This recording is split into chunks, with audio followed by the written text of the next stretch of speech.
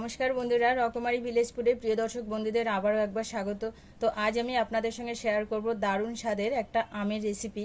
তো আম তো আমাদের সবারই খুব প্রিয়, ভীষণ সুস্বাদু একটা ফল বন্ধুরা। তো একটু অন্য স্বাদে এই আমটা আমরা আজকে তৈরি করব একটা আমের সন্দেশ। ভীষণই মজার এটা হয় খেতে।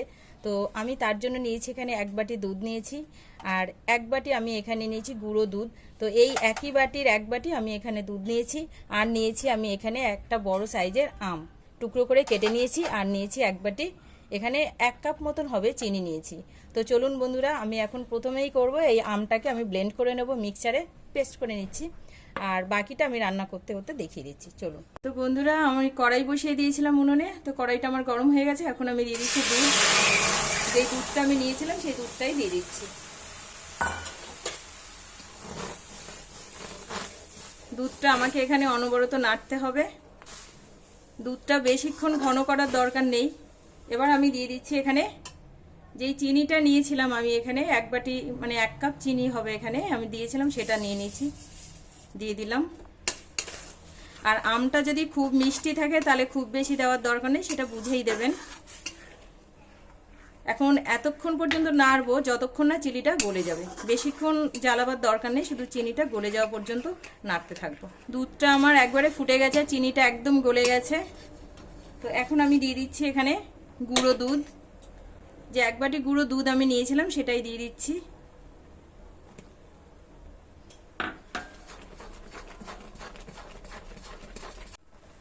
তো বন্ধুরা, এখন আমি যে আমের কাপটা বের করে নিয়েছিলাম, তো সেখান থেকে আমি 4-5 চামচ দিয়ে দিচ্ছি।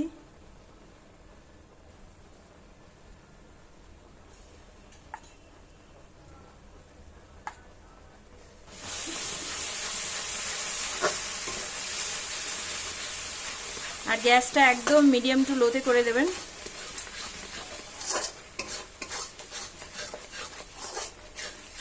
তো এই দেখুন বন্ধুরা, অনেকটা উঠে উঠে আসছে, ছেড়ে ছেড়ে দিয়েছে। তো এখন আমি এখানে দিয়ে দিচ্ছি 1 চামচ ঘি। পুরোটাই দলা হয়ে যাচ্ছে এই যে, আর কড়াই থেকেও ছেড়ে দিয়েছে। তো এখন আমি এটা নামিয়ে নেব। এই দেখুন আমি নামিয়ে নিয়েছি। এখন আমার এই অবস্থায় মাখতে হবে, গরম গরম অবস্থায় মাখতে হবে।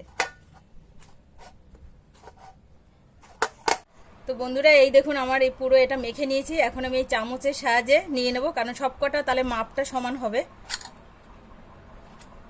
এই যে নিয়ে নিলাম। তো একটু গোল করে নেব। এখন আমি এর মধ্যে দিয়ে দিচ্ছি কিছুটা আমের, এই যে আমটা পেস্ট করে রেখেছিলাম তা একটুখানি দিয়ে দিচ্ছি। অল্প করে দেবেন, বেশি দেবেন না, কারণ তাহলে ফেটে গেলে আবার মুশকিল আছে।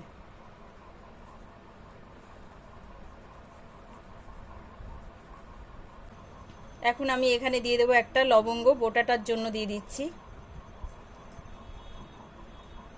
আর সাইড থেকে দিয়ে দেবো গার্নিশিংয়ের জন্য একটা পাতা। তো এই দেখুন আমার একটা আম তৈরি হয়ে গেছে।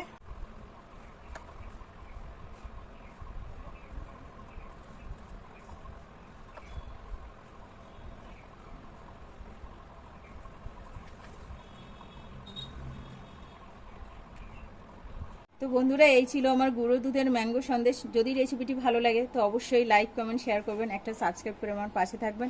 তো আবার দেখা হচ্ছে অন্য কোনো ভিডিওতে। সে পর্যন্ত আপনারা ভালো থাকুন, সুস্থ থাকুন, টাটা।